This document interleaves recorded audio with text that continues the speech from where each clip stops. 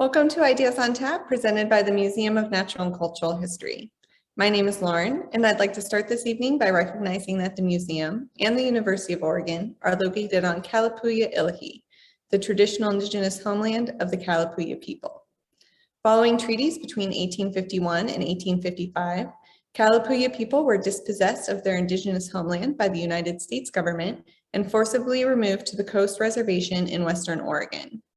Today, Kalapuya descendants are primarily citizens of the Confederated Tribes of Grand Ronde and the Confederated Tribes of Siletz Indians, and they continue to make important contributions to their communities, to the museum and the university, to Oregon, and to the world.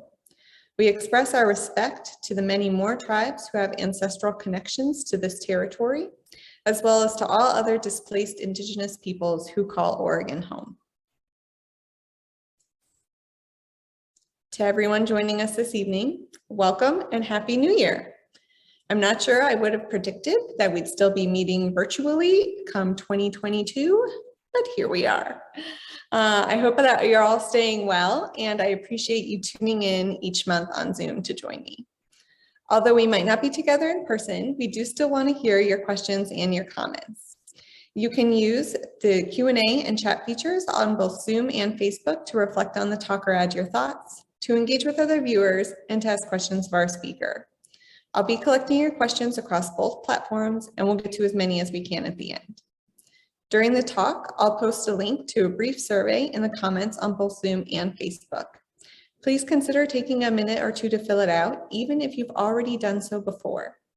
Your feedback will help us improve future virtual programs, and you'll be entered to win a $25 gift card to Viking Braga Company, where we hosted this program prior to the pandemic. If you enjoyed tonight's program, we're asking that you please consider making a secure, tax-deductible donation of $5 to $10 at the web address listed on the screen to help keep museum programs like this one accessible to all. That's giving.uoregon.edu/MNCHgift. Your donation directly supports the museum's educational programming, bringing science and culture adventures to Oregonians of every age and in every corner of the state. Thank you. Before we get started, I have a couple of upcoming museum programs I'd like to share with you. Next week, join us at the museum on Thursday, January 13th, anytime between 5 and 7 p.m. for a drop-in weaving demonstration with Brenda Brainerd. You can watch as Brenda weaves using sedge and cedar and chat with her about her process and the materials she uses. The museum is open until 8 p.m. on Thursdays, so you'll also be able to explore our exhibits while you're here. And next month, I hope you'll join me for another Ideas on Tap. A giant bear-sized beaver once roamed eastern North America during the Pleistocene, but until recently, these fossils had never been found in the beaver state. On Wednesday, February 2nd, join paleontologist Samantha Hopkins for a discussion of new fossils that show Oregon, too, had its own rodent of unusual size 20,000 years ago. If you can't see this live, we'll post a recording of the museum or of the talk to the museum's YouTube page the following day. Oh. And now it's my pleasure to introduce this evening's speaker, Dr. Rita Ludwig. Rita is a UO graduate, having recently completed her doctorate in psychology. Her research focuses on developing behavioral and neural models of goal achievement, specifically investigating how factors like personality traits and socioeconomic status affect goal pursuit. Rita recently accepted a postdoctoral fellow position at Temple University, where she will study how neural response to goal achievement changes with advanced age. She joins us this evening at the start of the new year to talk about how a planful pursuit can help us achieve long-term goals. Welcome, Rita. Well, hello, everyone. I think it's a fun coincidence that rodent of unusual size is actually what I call my cat. And since we are doing this over Zoom, he might hop up and say hi at some point. So we'll see how that goes. But I'll start by saying I was really excited to receive the invitation from the Museum of Natural and Cultural History to have the opportunity to speak with you all about the research that I conducted while I was at the University of Oregon on goal achievement. And since it is a brand new year, and I'm sure that many of you are starting off 2022 thinking about your resolutions, I'm hoping that you'll be able to pick up some tips from my talk today that might help you achieve them. So first, I just want to give you an overview of the things that I'll be talking about today. I'll start by defining the personality trait planfulness, which I developed with my advisors in the Social Affective Neuroscience Lab and Personality and Social Dynamics Lab at the UO. And as I do this, I'll be sharing with you the tactics that people high in planfulness use that help them achieve their goals. I'll also demonstrate how trait planfulness predicts goal achievement in the real world. Finally, I'll conclude by putting kind of a bow on the whole talk and summarizing for you some evidence-based tips that you can use that will hopefully help you achieve some of your own goals. So without further ado, let's get started. So personal stories of success are quite captivating. People who train for and complete marathons, write novels, or overcome addictions become inspirational figures, especially for those of us who are attempting to achieve similar feats ourselves. But these people share more in common than just the fact that they have conquered ambitious long-term goals. Scientific research has shown that there are specific ways of approaching desired goals that increase the likelihood of achieving them. In my talk today, I'll be sharing some of these goal-promoting habits with you, as well as evidence from my own work showing that the successful do indeed rely on these habits during the pursuit of their goals. By the end of my talk, I hope to have demonstrated how being highly planful is related to goal achievement. So first, I just want to begin by clarifying what I mean when I talk about goal pursuit and achievement, and how we can conceptually break down this complex psychological process so that we can study the phenomena scientifically. In the simplest terms, goal pursuit can be described as having an initial desire to do something or attain something, then following through on that desire until its eventual satisfaction or abandonment. But of course, the process that we have all personally experienced is not as simple as this little cartoon. In the real world, we often face hurdles during goal pursuit, and in these moments, we need to make a choice to behave in a way that is consistent with our goal, or choose an alternative that may even work against some of the progress that we've already made.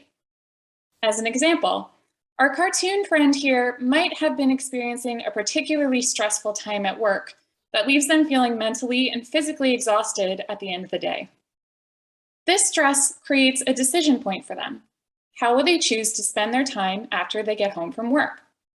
While usually they may have dedicated this time towards progressing their goal, they instead may be tempted to find relief from work stress by going to bed early, relaxing and watching TV, or perhaps even working overtime. Now, of course, one night of vegging out in front of the TV will not completely dash one's chances of achieving their long-term goals, but the point of this example is to highlight that life isn't perfect, and hurdles to our goals are inevitably going to appear. Nevertheless, people do achieve feats that depend on long-term periods of commitment and do successfully overcome such hurdles and maintain their focus on their goals. So from this observation of real-world behavior, we can develop two scientific questions about goal pursuit. First, we can ask if there are specific tactics that we can teach people to help increase the likelihood that they maintain commitment to their goals throughout long-term goal pursuit until its eventual achievement. And a second, related question is whether people who achieve their goals in the real world without having been taught pursue them in a similar manner. That is, does the approach that marathon runner Jane used to achieve her goal look roughly equivalent to the way that novel writer John approached his? The way that my colleagues at the UO and I attempted to answer both of these questions was pretty unique. In psychology, personality traits are defined as characteristics of a person that are relatively consistent across time and circumstances. You might be familiar with the big 5 personality traits of openness, conscientiousness, extroversion, agreeableness, and neuroticism. These terms are used to describe, for example, how friendly or outgoing someone is. In other words, personality traits typically describe a qualitative essence of being about a person. But my colleagues and I were curious if the way that people approached their goals was regular and reliable enough to be considered a trait itself. By developing a measurement of goal-promoting tactics, we could see if use of these tactics appeared trait-like in people.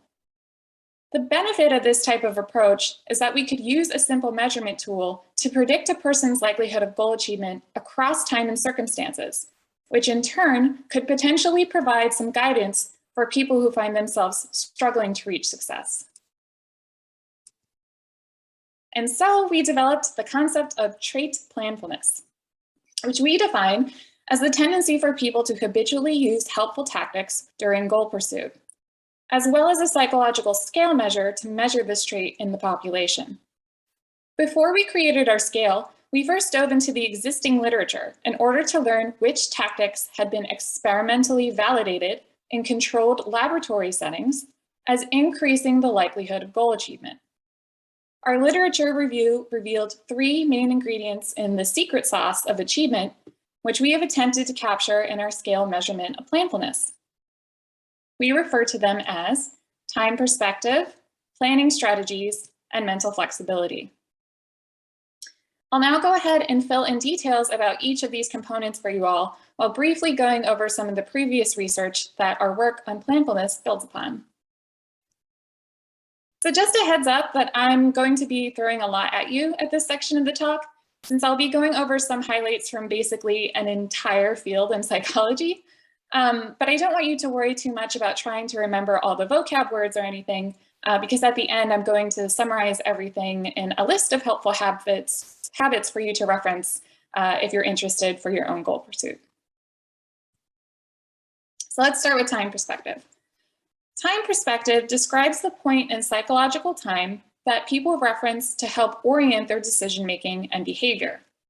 In other words, it is a way that we mentally model for ourselves the different emotional states and thoughts that we experience across time. It's essentially mental time travel, and it ranges on a continuum from past to present to future. I'll unpack these terms using the personal example of me giving this talk. If I had a past time perspective, I would be reflecting on how I felt when I received the initial email invitation and the steps that I took to prepare. If I were oriented to the present, I might instead be paying greater attention to your faces in the audience and incorporating that visual feedback into my current emotional state. Finally, if I were to adopt a future time perspective, I may be focused on how accomplished I will feel after I have finished giving this talk. So what we saw in the experimental literature was that encouraging people to adopt a future time perspective aided goal pursuit because it was associated with delayed satisfaction. That is, people with a future time perspective were more likely to make sacrifices in the present for the betterment of their future selves. In one study, for example, participants who saw photographs of themselves digitally aged to include wrinkles and gray hair were more likely to wait longer periods of time for a larger cash reimbursement for their participation versus the participants who viewed normal photographs of themselves and instead were more likely to opt to receive smaller amounts of cash that were paid out immediately. We include a measure of time perspective in our scale in order to index this process of shifting a psychological time anchor to make different mental states more tangible. We specifically hypothesized that individuals who adopt a future time perspective will find it easier to accept momentary discomfort in exchange for an anticipated rewarding state of being. Further, based on some evidence from studies of learning and behavior change, we additionally hypothesized that reflecting on past attempts at achievement is helpful for adapting to previous struggles and bettering additional achievement attempts. However, this means that those who are firmly anchored in the present may miss out on both the learning and motivation benefits that adopting other time perspectives can provide during pursuit. Highly planful people are those who use the tactic of reflecting on the past and the future to improve their goal pursuit methods and remain committed to their goal until it is achieved. Moving on to the second component of planfulness, planning strategies are little tricks that are used to make goal progressing behavior reflexive and automatic. The point of using these strategies is to establish habits that will help us achieve our goals. As was acknowledged earlier, real life is full of obstacles that we might encounter during pursuit.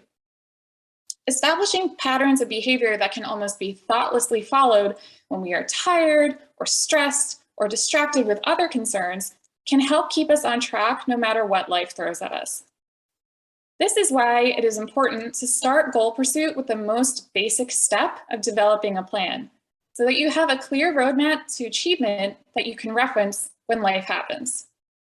One type of strategy supported by research, which you may have heard about before, is to break down your goals into small, actionable steps. To do this, you start by considering your goal and then list tasks to complete it in descending order of dependencies until there are no more tasks left to list.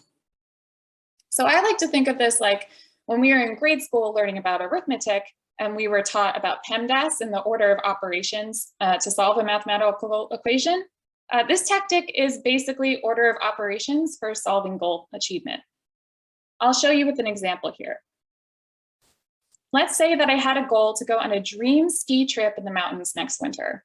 I know that in order to make this happen, I will need to complete the big steps of scheduling time for the trip and saving enough money to afford it.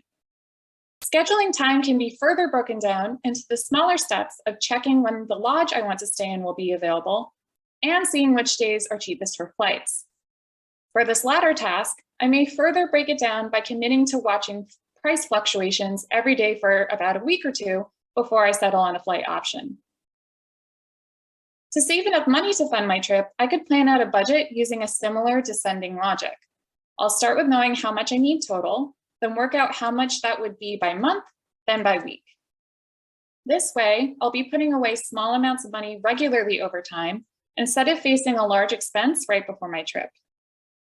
Both saving and scheduling are big tasks to complete, but if I tackle small, manageable pieces of them consistently, I'll be able to afford my relaxing dream vacation in the mountains and have all the details planned out, no matter what distractions might pop up in the meantime.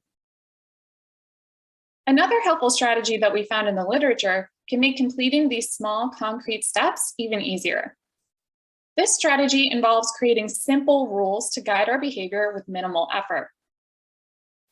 In laboratory research, participants are trained to create these rules using the format of if-then statements, where the if is in reference to an environmental trigger, and the then is a behavioral response that will progress their goal. To continue with my earlier example, I could create a set of behavioral rules that will help me meet my weekly savings goals to fund my vacation. Now, I am a typical academic in that I like to drink a lot of coffee, and throughout the week, it is not uncommon for me to spend money buying cups of coffee at cafes. I could use a pair of if-then statements to help me save that cash instead and put it into my vacation funds. Like, if I am wiping my kitchen counters down in the evening, then I will prep my coffee maker, followed by, if I am getting dressed for work in the morning, then I will turn on my coffee maker. I will then have a home brewed cup of coffee to keep me satisfied during the day and put the money that I would have otherwise spent on buying a cup into my vacation savings.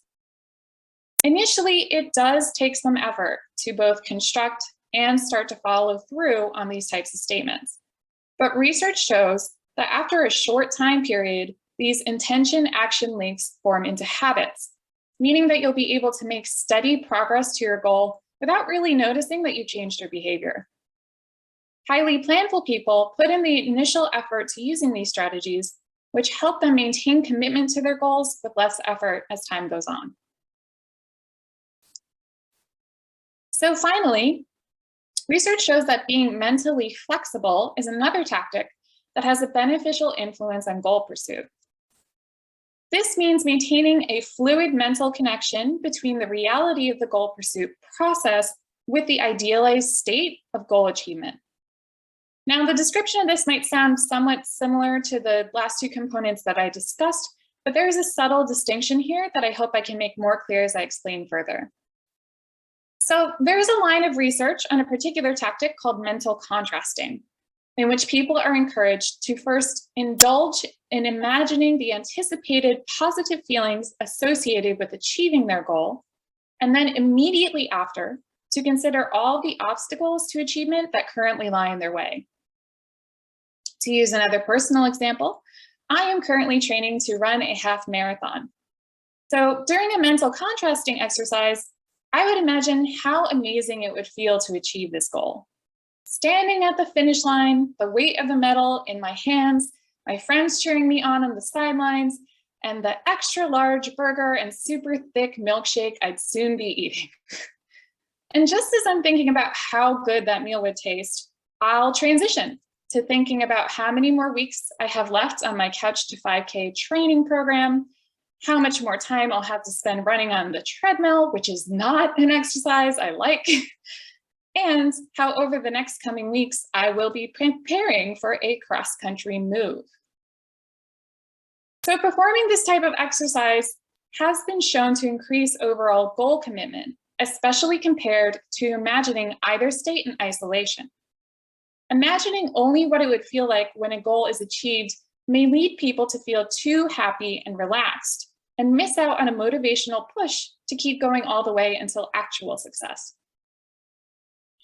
On the other hand, focusing only on the present obstacles to a goal can make people feel demoralized, possibly depressing their capability for additional action. Imagining both states in contrast instead signals to the would-be achiever that continued action is needed in order for them to be successful while providing a tangible target for their motivation. So being mentally flexible can also help us not to fall into black and white thinking. Evidence suggests that seeing every imperfect attempt at our goal as a failure can lead to demoralization and goal abandonment. Instead, a flexible mindset helps us to maintain a big picture view of our goal, forgive ourselves setbacks, and find the motivation to keep going forward. To continue using my earlier example, I had planned to pursue my goal by running for a half hour every other day. Let's say that on one of my running days, I barely slept the night before, and I don't have very much gas in the tank to make it through my whole workout. Instead of convincing myself that the only way that I can actually achieve my goal is by running a solid 30 minutes every day, and therefore I might as well throw in the towel and not run at all if I can't hit that number, I could be mentally flexible and remind myself that even incremental progress gets me closer to my long-term goal. This gives me the motivation to do what I can and hop on the treadmill for even just a quick 10-minute sprint. And so, highly planful people will use a tactic of mentally downshifting to their behaviors and mentally upshifting to their goals to maintain consistent progress towards achievement. So to recap, I've just given you a whirlwind tour of the research on goal achievement that was conducted in controlled laboratory settings. Basically, what we've learned from the previous research is it's not the plan that's important, it's the planning. Or in other words, the use of specific tactics during pursuit will encourage eventual achievement. And we began referring to the use of these tactics collectively as planfulness. By the way, this fortune is one that my PhD advisor and co-author on planfulness actually got around the time that we started the Planfulness project, which was a fun little coincidence. Okay, so what my co-authors and I did was take these experimentally validated goal achievement tactics and turn them into items on a psychological scale measurement of trait planfulness. As I've just shown you, goal promoting tactics include adopting a future time perspective, using strategies to build habits, and flexibly maintaining a connection between thinking about behaviors and goals. So on our scale, a time perspective item reads, I regularly spend time and energy now to get what I want in the future. A planning strategies item says, developing a clear plan when I have a goal is important to me. And a mental flexibility item is, I think about my goal when I encounter obstacles to achieving it. And so here's a screenshot of a portion of our scale as presented in an online survey to our participants. In total, the planfulness scale is 30 items long, with 10 items indexing each of those 3 components, and takes about 7 minutes to complete. The instructions ask people how strongly they agree with each item, ranging from a value of 1, strongly disagree, to 5, strongly agree. We then score the scale by averaging a participant's response across all items, resulting in a final per person score ranging from 1, meaning they're low in trait planfulness, and to 5, they're high in trait planfulness. Now, I do want to assure you all that plenty of math went on behind the scenes to come up with our final 30 item scale and into psychometrically validating the items that we included. And if there are questions about the process of creating a scale measurement, I'm happy to answer them afterwards.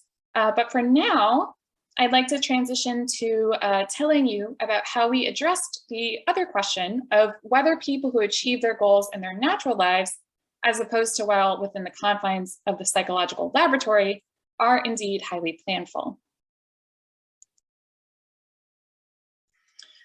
So in our first study using the planfulness scale, we wanted to see if people high in this trait did actually make greater progress on their goals over time as compared to people with lower scores. To do this, we invited just shy of 1,200 participants to complete an online survey at 2 time points across 3 months. Participants completed the planfulness scale, listed 3 of their active goals, and then estimated the percent completion of these goals at both the start and the end of the study 3 months later. Now, I want to point out here that we did not give participants restrictions on the types of goals that they reported, but instead allowed them to freely include goals of varying size, importance, and even timeframes for completion. This was important for us to understand how generalizable planfulness is. That is the helpfulness of the goal-promoting tactics we reviewed restricted only to specific types of goals, or is their habitual use beneficial across time and circumstance, as we hypothesized? So in this study, participants ended up including a wide range of goals that they were trying to achieve that varied in terms of size, like growing plants or retirement planning, and specificity, like sending out 10 job applications or just simply saving. Participants could also report goals that they had already started working on. So at the first time point, they may have estimated that they had already completed, let's say, roughly about half of their goal for growing plants. What we were interested in seeing is how much of that remaining chunk of progress left to do varied according to how planful a person was. Or in other words, does being highly planful indeed mean that people stick to their goals and commit to progress over time compared to people lower in this trait? And yes, that is exactly what we found. Specifically, for each 1-point increase on the planfulness scale, participants estimated that they had made roughly 12% more progress towards completing their goals 3 months later. So the results of this initial study were very encouraging. We now had evidence showing that the use of specific goal-maintaining tactics was natural and habitual in a general population, and that greater use of these tactics was associated with increased progress on real-world goals. However, the data that we collected for this study were all self-report and highly subjective, leaving some possibility that people could have simply been misjudging how much progress they had actually made on their goals. Because we recognize this possibility, we next designed a study of planfulness where we could record objective measurements of people's goal pursuit over time. So in this next study, we observed participants over time as they pursued physical fitness goals. We recruited our pool of nearly 300 participants from people who use the UO Rec Center there on campus as the primary location for exercise. And for those of you who are unfamiliar, this participant pool then includes UO students, faculty, and staff, as well as members from the surrounding Eugene, Oregon community. Once we had recruited our participants, we asked them to complete the planfulness scale in a goal-setting exercise where they confirmed their intention to pursue a fitness goal over the coming months.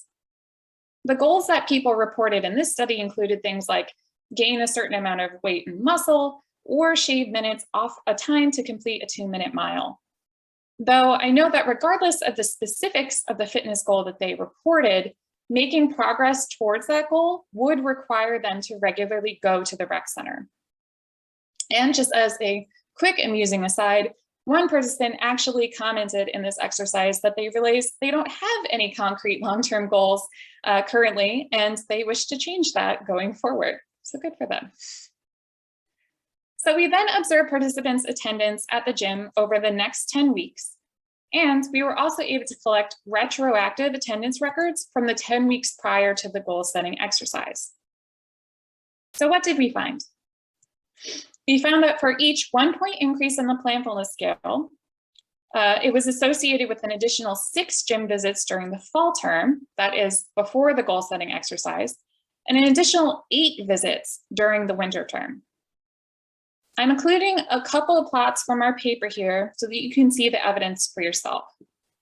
The leftmost graph depicts the number of times people checked into the gym by term, with the fall term in the darker gray and the winter term in the lighter. You can see here that the darker bars are more concentrated to the left side of the graph, indicating a lower rate of attendance than the lighter bars, which show that overall people were attending the gym more frequently during the winter term. In the right side plot, however, we zoom in on the data to find that in both terms, highly planful people checked into the gym much more frequently on average than their low planfulness counterparts. And they additionally did so even more after the goal setting exercise. In the plot, you see the probably very hard to see light line is indeed higher than the dark line representing the fall term. So to summarize our findings very simply, we found that the planfulness scale does indeed predict objective goal progress. Okay, so let's return to the original research questions that I brought up at the start of this talk. First, we wondered if there were specific tactics that we could teach people to help them achieve their goals. And the answer that we found in experimental studies is yes.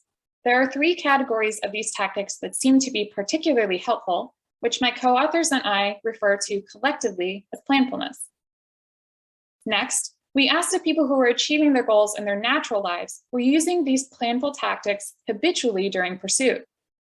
And through 2 novel empirical research studies, we found evidence in support of planfulness as a personality trait in the general population, and that indeed, planfulness predicts goal achievement. I want to close this section by briefly mentioning that in the future, we hope to continue to build on the planfulness project by testing its use as an intervention tool. So for example, in future studies, we may give participants a planfulness scale, determine which of the 3 components they're kind of weak in, and then give them training exercises tailored to that particular component to see if it increases their goal progress, or if it subsequently improves their goal progress. I'm pretty excited to see where the future of the planfulness project goes. But in the meantime, let me end my talk by summarizing some tips that may help you work on your New Year's resolutions this year.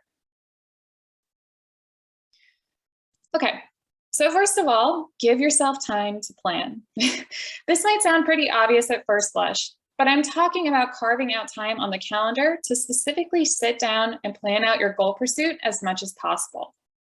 Your plans will be better if you give yourself the mental space and time to actually think through things completely, instead of just kind of letting things float around in your head while you're actively dealing with other things in your life.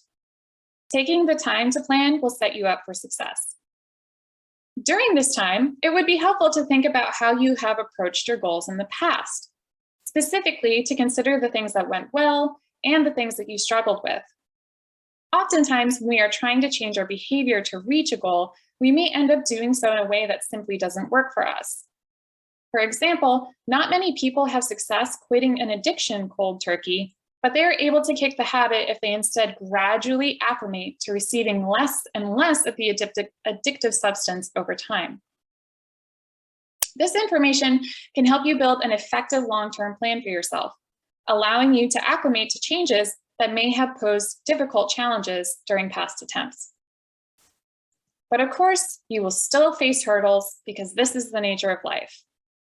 Here is where the use of specific strategies may help you overcome these hurdles.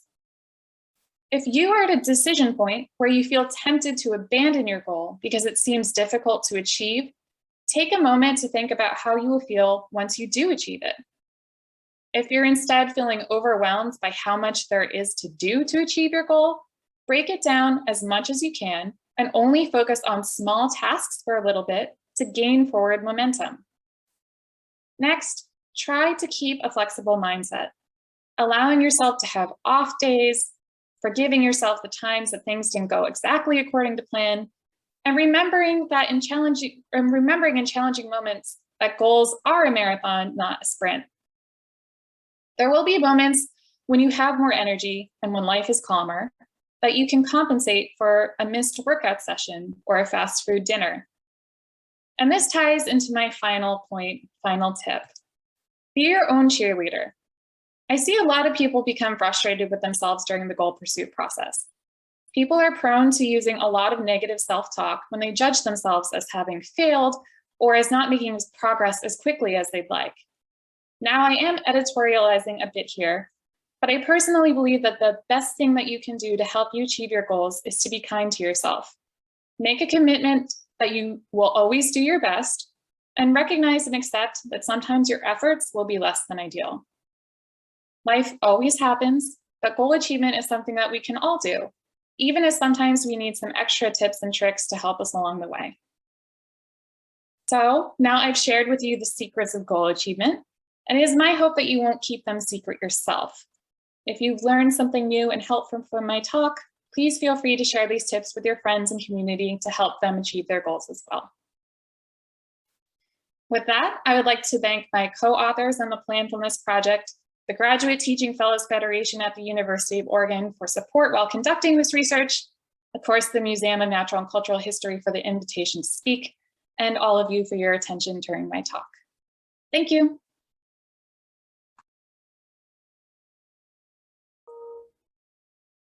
Thank you so much, Rita.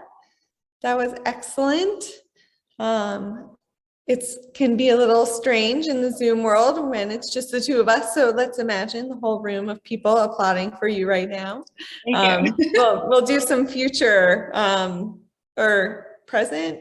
I don't know where that would fit in the scale, but we'll just pretend like we're hearing people applaud.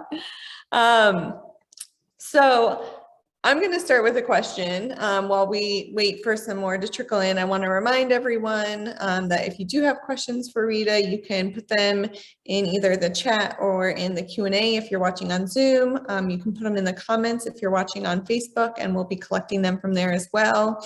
But I am wondering, as you were doing this research and working towards your doctorate degree, if you found yourself using your own planfulness tips to keep yourself motivated through that process.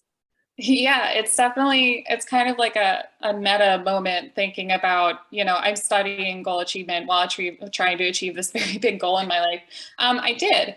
So a lot of the things that I mentioned on that last slide were things that I did to really get me through like tough moments. Like I took 7 years to get my doctorate, and there were plenty of times during those 7 years where I just felt overwhelmed, and especially facing a dissertation, I had no idea how I was going to get everything done in time and pull it off. So I did a lot of calendar events where I just sat down with myself and I drew a big circle around my big goal of finishing dissertation. And then I drew out those little arrows like I did on my slides, and I said, this is the task I need to do after that. This is the task I need to do after that. And just continued it down until I got to the most basic, concrete little things that I could do. So on days where I was really stressed out, maybe I was, teaching that quarter, or maybe I just, again, haven't been sleeping well. I would have like little tiny concrete tasks that could be like, all right, I'm just gonna draw a figure today, and that's gonna be good enough. And I'm gonna still be going forward. So yeah, I use a lot of these steps, and they work for me. So hopefully they can work for other people.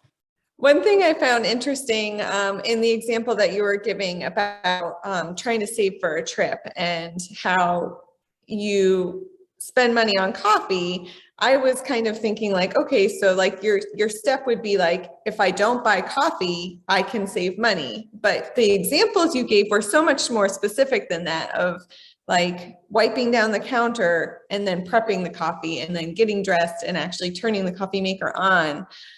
So I think like personally for me, that was a really helpful takeaway of trying to make them like more concrete than just sort of these, like they're if then statements, but they're still too broad. And so I thought that example that you gave was really helpful for that. Oh, great. Yeah, I'd say for those types of things, the idea is to, like a lot of times when we're trying to achieve a long-term goal, other stuff will come up that we need to focus on that day. And we don't have this like long running narrative in our head of I need to do this today, I need to do this today to reach my goal. So the idea is that you use your environment, your daily environment, to create like a memory trigger for you. So that's the idea of the if-then statement, to be like, well, I'm going to wipe my counters down every night anyway. I have to get dressed for work anyway. I'll just try to, train myself to recognize that context and then link this goal promoting behavior with it so that it just becomes part of my like normal daily routine. And I don't even need to think about it anymore. And I'm already on track. So we do have someone who's asking about the time frame for goal planning. This question came in when you were talking about calendaring out and setting time aside to actually calendar your goals. This person is sort of giving the example of the new year. We have some people who might have New Year's resolutions. How far out or how much time do you find that the most planful people give themselves for thinking about the calendar of their goals? Okay, so I'm just trying to get a handle on the question. Is the question about so how they're long saying you like sit down, or like they how start in November? Like should they have already started or? Gotcha. Yeah. I would say it'll depend on the goal, right? Like some goals have hard deadlines, right? So if I had, my dissertation had a hard deadline that I had to get stuff done in, and the hard deadlines can help you kind of guide how far out you need to start planning. But for these more aspirational life goals, let's say like planning for retirement, that's something that, I'm 34, I should probably already be doing that. I think this is something that unfortunately I can't give a super hard answer on. And this is part of why I recommend doing like an introspective exercise on what hasn't gone well for you in the past when you've tried to achieve a goal. Because in the past, maybe you haven't left enough time for it. In the past, maybe you were like, oh, I have to get this like work project done next month. And that like didn't leave you, and you were working all night and you were super stressed out because you just didn't have enough time. So I say that's going to be a learning process of basically how long it'll take you to achieve certain landmarks in your goals. But you can probably get a better idea that if you take the time during a planning session to like sketch out, this is when I want this done by. So let me work back from there and say like, okay, it'll take me a couple weeks to do this section of the work project. So I'll start, that's my goal there. And I should, work back from there. Sorry, that's not a super hard answer, but I'd say just think about it, reflect on your process, and try to learn for the next time. So this is kind of related to this idea of New Year's resolutions. And I'm sure not only for New Year's resolutions, but just in life, we're all a little bit guilty of this. How do we navigate the inevitable, for this example, New Year's resolution push that happens this time of year? I think like I'm reading that in two different ways, both sort of this inevitable push of like everyone around you asking you what your resolutions are and maybe trying to come up with some goals or deciding how to do that. But also when I think of a push, I think of like continuing to push that goal off of, oh, I'll do it tomorrow or I'll deal with that next week. Gotcha. So I've actually heard, a debate about New Year's resolutions and if they're actually helpful or not, because it is true that, people might feel some sort of social pressure to come up with a resolution and therefore they inevitably fail because it wasn't one they actually had. It's just sort of like everyone's asking me, why not?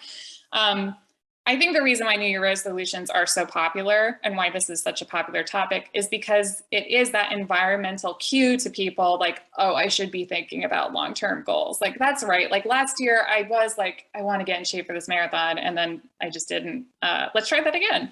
And as far as pushing it off, I think that's a conversation you need to have with yourself, sit down and say, do these goals you have really matter to you?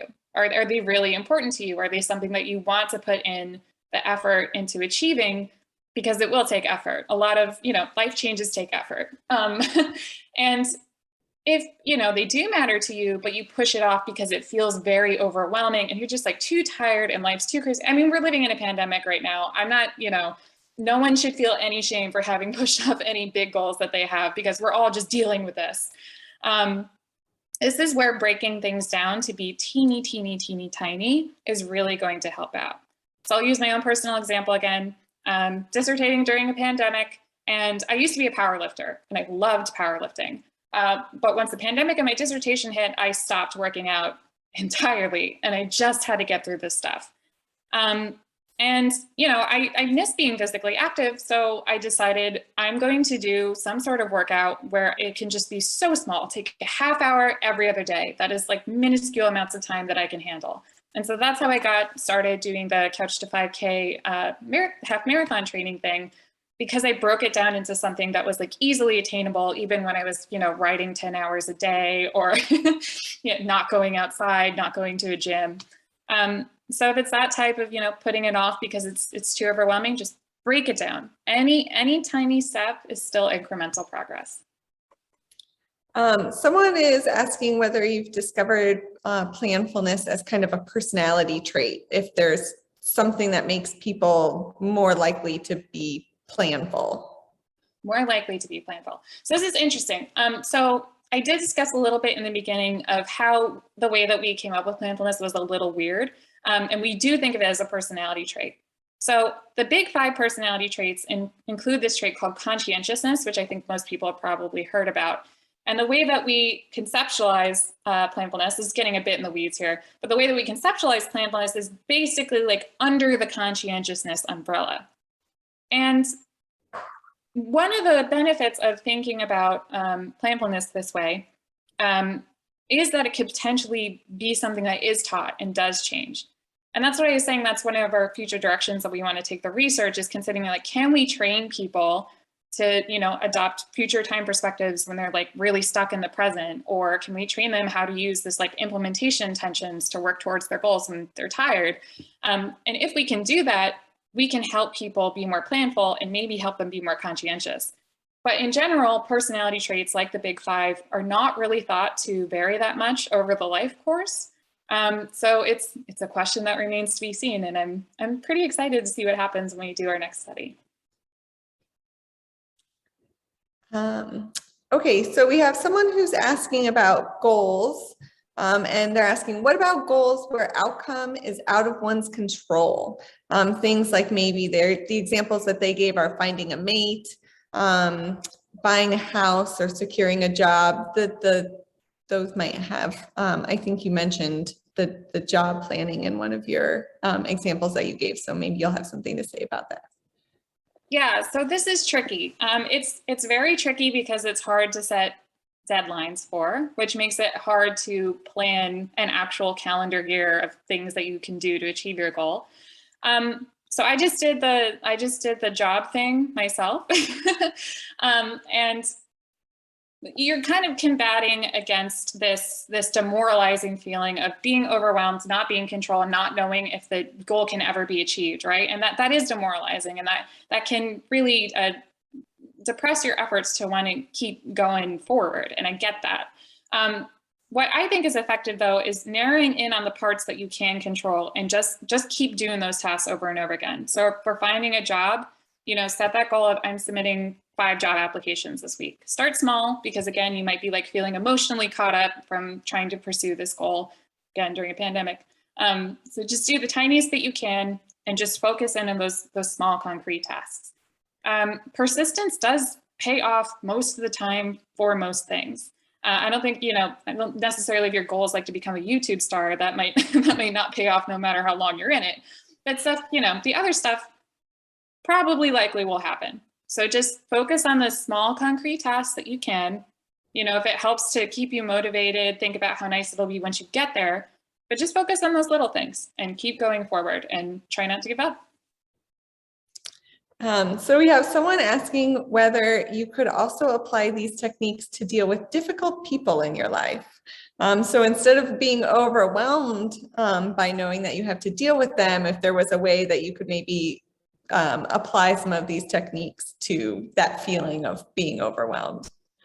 So that's my mom. I hope she's not referencing me. I mean, you can tackle all sorts of abstract things any way that you would, more concrete goals. If you're going to Thanksgiving and you have a goal of not getting in a fight with your aunts or uncles, just focus on the concrete thing of I'm only going to talk about the weather and just hang on to that. And then at the end of the day, you might feel emotionally frustrated in the moment, but at the end of the day, you'll be able to be like, man, I really achieved my goal of not getting in a fight with my aunts and uncles because I just stuck to that one thing that I could control and achieve. I'm so glad. At first, I thought you were meant to saying like that your mother is a difficult person. I'm glad that your mother is the one who asked that question. So we only have a couple of questions left, and they are specific, so they should be pretty easy to answer. So I just want to remind everyone, like, now's your chance. If you have any questions, get them in. Someone is asking if you have a favorite or recommended brand or type of planner. Yes. What is it called though? Oh, it's called like the planning planner or something. I'm sorry. I so don't remember the name because I used it for a while and then I started making my own planner pages. So for for about a year now, I've been making my own pages based off planfulness. Helpful planner, something planner. Okay, how about I say in general, I would look for planners that let you do plans both by week, which most of them have, but also by month. And some of them that have come out now also have like a retrospective journaling area, which I find really helpful. It's kind of, again, like adopting like that past time perspective and trying to learn from what didn't go so great or went really well last time. So something that has like a little area that you could journal and like reflect on how the past week or month went would probably be helpful. And then I'm a sucker for anything with flowers on it. So there's that too. You can take your research and like start your own Etsy page where you're making planners for people. They're on my website for free. So planners so for the people.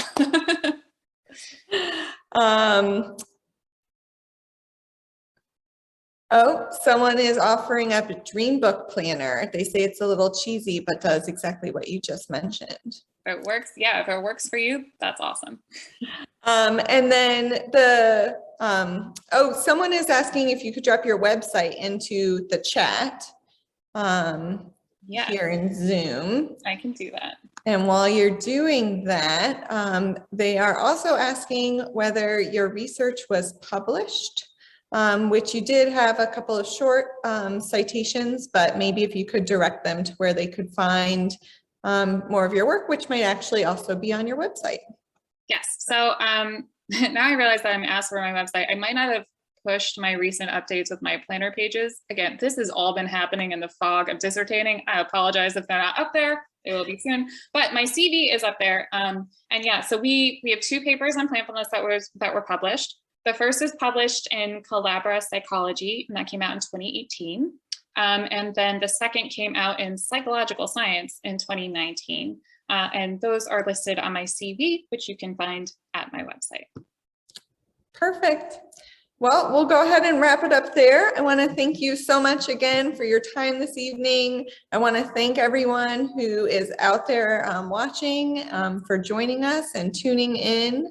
And I hope everyone had a happy holiday and a happy new year. And we'll see you back next month. Thank you so much for the opportunity to speak. And thank you so much, everyone who attended. It's been really great to share this. And thanks for your questions. They were fun. And congratulations on your new position. Thank you. And your big move. Thank you. Hope it goes smoothly. Yeah. Have a good night. Night, everyone.